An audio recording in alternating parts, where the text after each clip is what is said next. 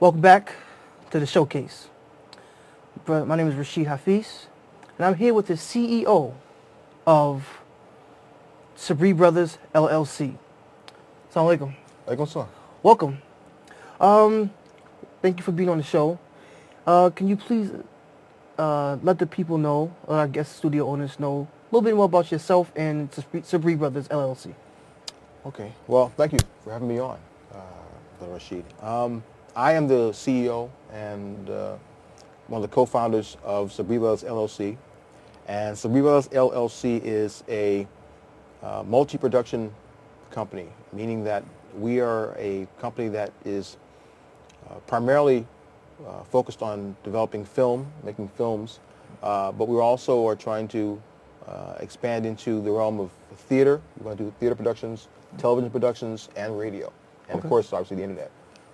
So basically, any of these areas where scripted work or for entertainment is involved, that's where we're trying to get involved in.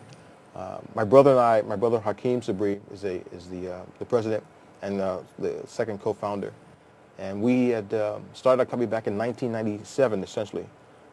We made a couple of short films, and we're recently working now on a one-act play that we're taking around to help raise funds for the other projects that we want to do. Okay. So that's basically what the company is. It's a family-owned company, and we employ just 2 people right now, and so we do pretty much everything. And occasionally, every once in a while, we'll bring on some other people to do camera work or lighting and stuff for some of the productions. But we're a small company, and we're trying to expand, and that's basically what we do. Okay. Now, what was the impact in your lives? Meaning that, was there a particular event in time that focused your energy into film? Like, what was that big light bulb that says, this is what we want to do? That's an interesting question. My brother and I, like most people, grew up watching film, but our first introduction to film actually was on television. I was born in 1964, and my brother was born in 1966. And we grew up watching television, and there used to be a show on in the early 80s, late 70s, called The Late Late Show. And it was on television. And it basically was a television show that came on late at night that would show old movies. Basically, old movies mean movies that were made in Hollywood during what the period referred to as the Golden Age, of the period between 1929 to 1949. And they showed Casablanca and Gone with the Wind and Double Indemnity and anything that you could think of as being a classic film, they would show it on late night. We would watch it because our mother basically grew up watching those films, and that was our first introduction really to film. Before we went to the movies, we saw it on television, and we saw these films. So that was our first introduction to film, was the classic films of Hollywood. And we liked what we saw. We thought the stories were well done. We liked the black and white imagery. We liked the characters, the music. I mean, everything about what is referred to as the golden age of film is legitimate. I mean, it really was the foundation of what has become American film, and the system, the Hollywood system that they talk about, had been refined by that time in that period. So we just were entranced by it. And then when we had the opportunity to get older and go out and to physically go to films and see films, that early impression of what we saw stuck with us. Okay. And I remember one of the first films I actually saw when I started to go to film was a movie called Superman the Movie with Christopher Reeves in about 1979, 78, 79. And it was a great experience. I mean, the tagline for the movie was, "You believe a man can fly." Mm-hmm. And it was one of by that time, they had technology had gotten up to the ability of making flight on film work a lot better than it did years ago. And when you saw the film, it was incredible. It was a great experience. The casting was great. The storylines were wonderful, and the special effects worked to enhance the story. Okay. So it was there. I think the bug was put in, but it wasn't really until like later in our lives that we really decided to make it a more consistent effort. So like I said, we started the production company in 1997, but we had started watching film, again, back in the late 70s. So the thing that really pushed us over the top to say, well, it's time for us to make, if we want to make films, we have to do it ourselves, was that as watching films, we saw a lot of things that we liked about film, a lot of things we didn't like. And, you know, like most people, when you watch a film, you don't like it, you complain about it, talk to your friends about it, say, that was bad, they're gonna better. And realize that if we wanted it done the way we did, the kind of films we wanted to see, the kind of films that we grew up with when we were kids, that had the big effect on us, that we would have to do it ourselves. Okay. So we didn't see that being done, but we recognized that if it was going to happen, we would have to do it ourselves. So Okay. that's the I guess the big catalyst in the late 90s that made us decide we have this interest. Let's try to make it something concrete, and let's try to make something go forward. I think that probably about 1997 was probably our first short. Was a little after that. Okay. So. Now, as a director, a film creator, what makes a film like the best in your mind? And even when you're editing your stuff, you and your brother, when you watch it or read the script or watch something on TV, what makes it memorable? What makes it really like a great film? That's a very good question. Film, like any creative process, is to a certain extent subjective. I mean, there are times that you'll go to a film with friends and you'll watch the film and you'll come out saying, that was okay. Yeah. And your friends will say, wow, that was great. I was like, so to a certain extent, what makes a film great is subjective. There's not a hard and fast formula, and you can break down and say, okay, this makes a great film and this does not. However, there are certain elements that are true of all great films. Something that there's a thread that runs through them. The first is the story. Okay. That's the bottom line. That's one of the things everybody who knows anything about film, all the people you hear talking about films, the good directors, is the story. What's the movie about? And oftentimes when you find a movie that you don't like, it's because of the story. It's not the special effects. The special effects are fine. The actors are fine. But then you just come away, it's like something just didn't work there. You can't really even express it what it is. The average person can't really express it. But if you go back and you examine, if you could do that, you'd recognize it's the story. Something about the element of that person telling the tale visually through that medium wasn't true. Something about it was weak. Mm-hmm. And you'll find that it's rarely ever the acting. Sometimes it's the acting. Sometimes it's the technology. But most often it's the story. Okay. And so for us, when we decided we were going to make film, we had to recognize there had to be a foundation for us. And the foundation for us was, if you told a story about virtues, stories about courage, courage has no boundaries, no limitations in the world. There's no such thing as Japanese courage or Puerto Rican courage or African American courage. Courage is courage. Everybody recognizes it when they see it on the screen or any medium. And if you read it in a book, you know courage. Justice, again, that's nothing. There's no group of people or any time period that has a distinction or refined boundary on justice. So these things transcend culture. They transcend time.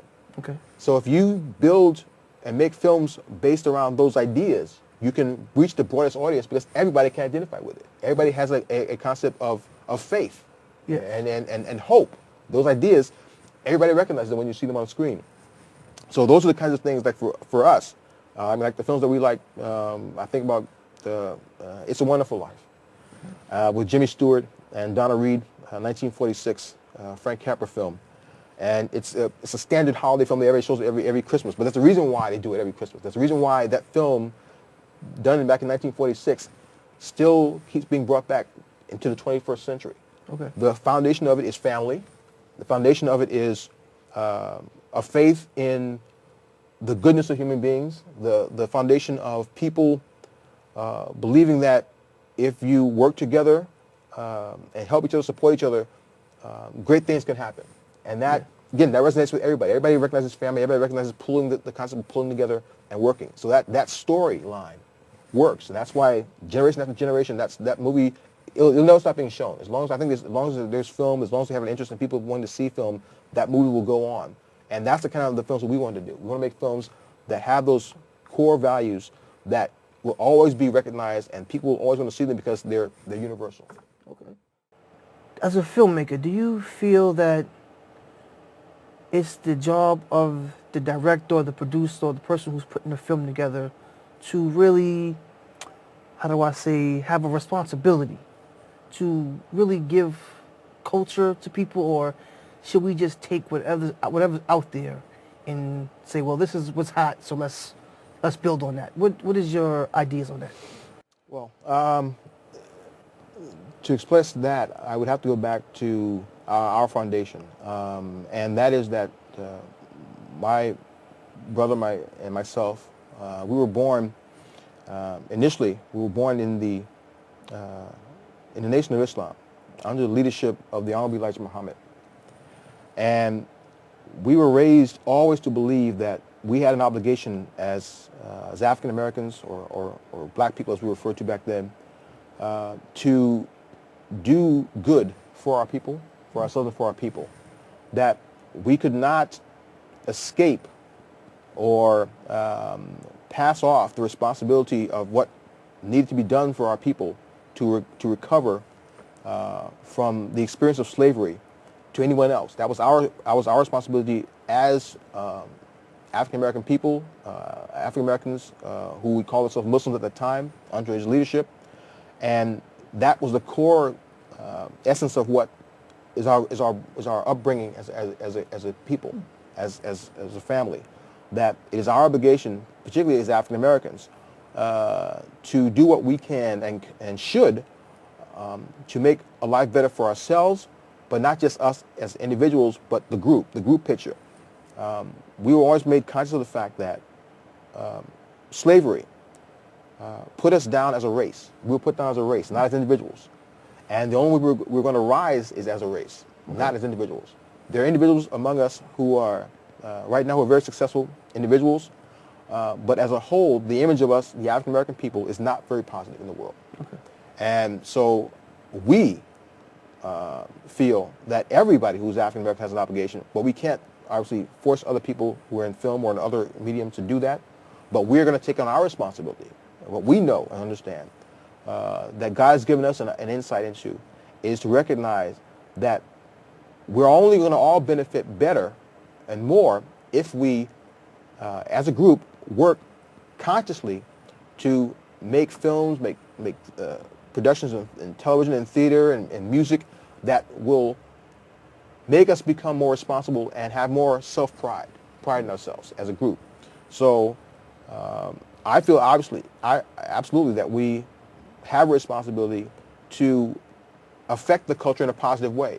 I mean, it's very easy and very simplistic to simply say, well, give the people what they want. Well, the trick to that question is, how do you know what people want? If you continuously feed people crap, if you continuously feed people bad music, bad films, they digest it, and so they just used to it. It's like eating bad food.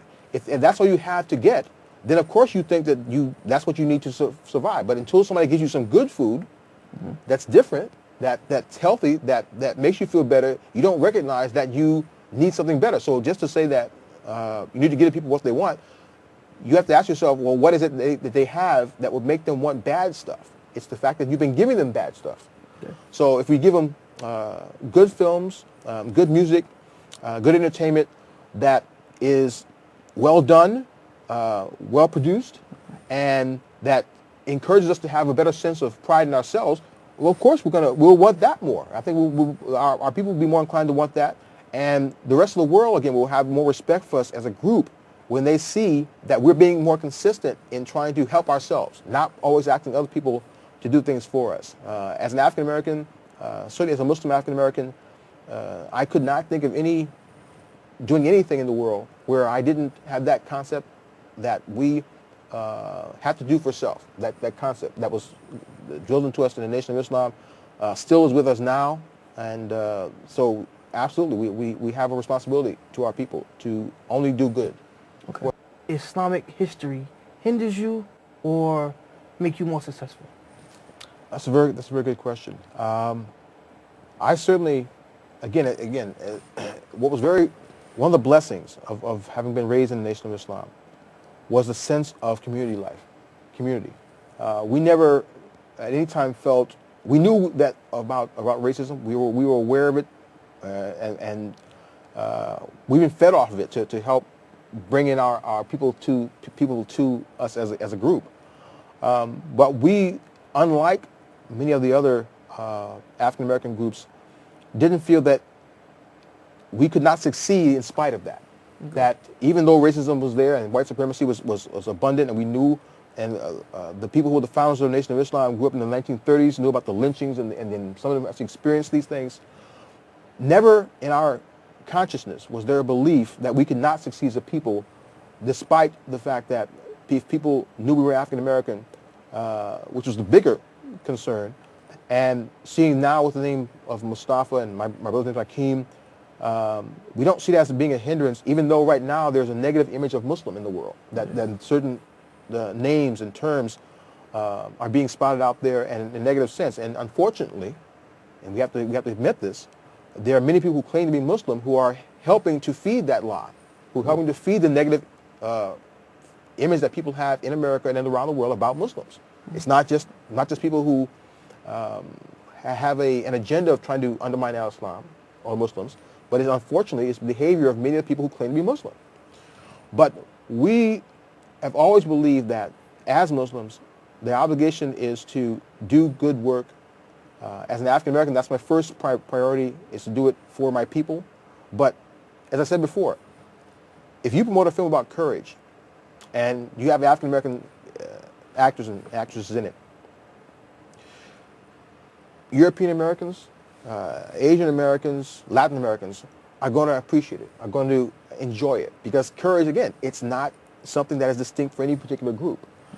Everything that we do, we believe, can have a greater impact on the greater society, even though we're just using our own group as the example. And I use the example of the European Americans. In Hollywood, the golden age of Hollywood, from 1929 to about 1949, there were, only time we had any African Americans in these films where we were supporting characters, we were supporting persons, and always either entertainers, buffoons, they give us caricature image. And so the majority of the films that had the lead roles were European American. Now again, I as an African American, knowing about the history of racism in this country, still can enjoy Casablanca. Casablanca is one of my favorite films of all time.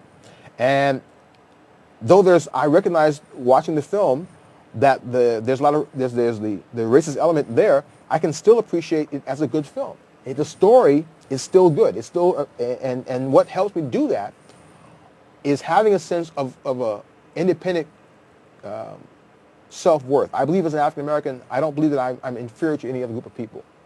So I can appreciate European American people making good films and quality films without saying, well, I can't like that film from the 40s because they were racist back then. Well, I mean, that's like saying I can't eat food from the 1940s because it was racist back then. Everything about that environment perpetuated a racist ideology. Okay. But I can still respect and look at a film from that period and say, hey, that's a good film. It has a good story. I like the characters, the acting, it's fine. All the good stuff about it I can take out and say, I can utilize that. And I can recognize that the poison of racism was there, but that's not going to undermine the quality of a film and make it good or bad. What helps in the films that we're trying to do, and right now, for example, the last film we did, we actually did a short called initially it was called The Courage of the Few, and we changed it to The Good Conspiracy. And basically, it was a short excerpt of a larger film. It's going to be an epic film that we're working on in the future called Universe City. And so we've just shot a little excerpt of it, and we called it The Good Conspiracy. And basically, it's a story of a group of African American students in this college that takes place in the future who have established almost like sort of a Harvard-like university of African Americans, and there's been some corruption going on. And the students have come together to try to find out a way to help retain the school's qualities and identity, get rid of the corrupt people, but still retain the best elements of that school. I think people around the world can identify that. If you go to school, if you go to college, if you go to any university, and you know that there are problems that happen in universities and problems with that life, and you as a student want to make it better, they can identify with that. So these concepts that we're doing these films, we believe that it will, quote unquote, for lack of a better term, transcend race. You know, I think that obviously people are going to recognize that these are African Americans in these films, but that the value system that they're promoting will make people engage more so than it will deter them from it. Okay. And again, in terms of just to being Muslim, as Muslim, we believe that Muslim is a universal concept. It's not particular to any group of people. And there's no such thing as, again, Muslim courage or Jewish courage or Christian courage. Courage is courage.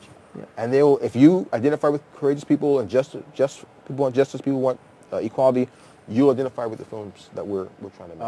One of the great assets to filmmakers and anybody in production creativity is the internet. Yeah. So one of the things that the internet has done is, whereas before that time, if you were making a film or anything, you had to go through a limited group of people. There were certain film production companies that were out there, and they sort of determined whether or not you would ever get your film seen, distributed, because they had control of the assets that would make that happen. With the internet, the average person, for good or for bad or worse, for good or bad, can have their idea spread across the world by the internet. They can just get on, have a camera, set it up, shoot something, and shoot out in the airwaves, and the whole world sees it. So there's no boundary for what a person does to be seen by the world. You have, as in anything you do, you have very little control over how people are going to perceive what you do. You try to do the best you can. We believe that the core ideas that we have in terms of having good production, we always want to have the best music, the best technology that's being used now. I understand now that obviously the digital format is the way to go now in terms of as opposed to actual film making. I understand that some of the production companies are actually going to even stop making films at all. They're just going to go to everything's going to be digital. So the digital medium is a technological advancement. But again, they're just tools. That's all they are. Okay. I mean, and that's just what's out there. And right now, it's really the best and the worst time for filmmakers. And I say that because with the internet is like people talk about cable television right now. It's like 1,000 channels but nothing's on. Yeah. What they mean is that these channels have these shows on, and when you click and go through them, there's nothing of interest to people, it seems. I mean, how can you have 1,000 channels and nothing be interesting on it? Well, that's the way it is right now. It's almost like a level playing field. Everybody has a chance to put their idea out there.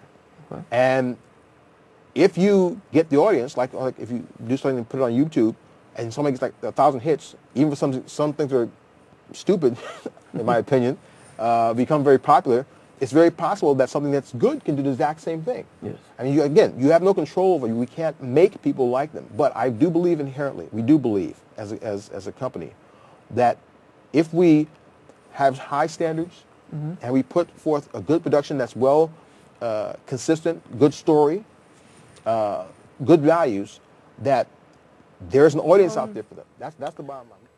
Now, do you guys have any upcoming screenings or upcoming plays that maybe someone who want to actually see one of your live performances or come to a live screening? Do you have any one of those coming up soon, or that someone can contact you or come and see? Or well, we do have a website, SabreeBrothers.com, and we're currently working on trying to get a ongoing production of a play that we're doing. We're doing, as I mentioned before, a short called The Sentinel and the Showman.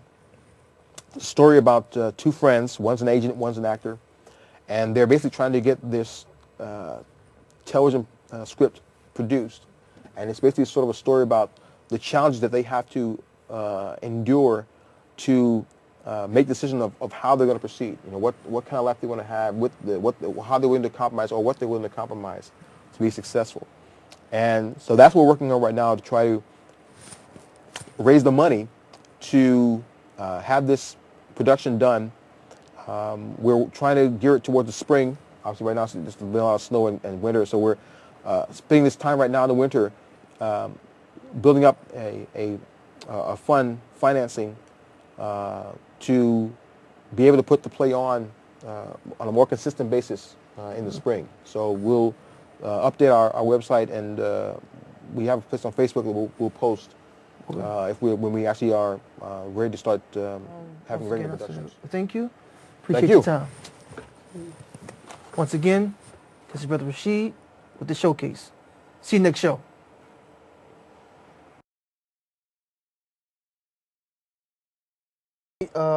Great day when we have someone as fine as yourself on the show. For those who don't know, tell us a little bit about yourself. Well, I'm a musician, a composer, band leader, and I produce my own CDs, and I'm also an author. Okay. Last year, I worked out a deal with a publishing company called Layla Publications, and released a Sufi science fiction novel. Okay. And so between that and my music, that's pretty much what I've been doing. In fact, if you don't mind, this is a copy of my book, and it's available through laylapublications.com. It's also available on Amazon.com and BarnesandNoble.com. It's an interesting story. I'd like to think so. Okay. So,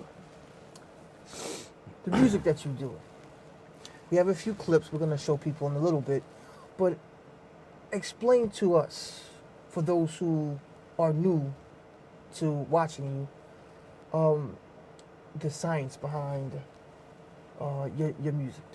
Well, I call what I do world jazz, or I suppose world jazz electronica. Basically, despite the fact that it is at times necessary to label and categorize the music that I do, I draw from all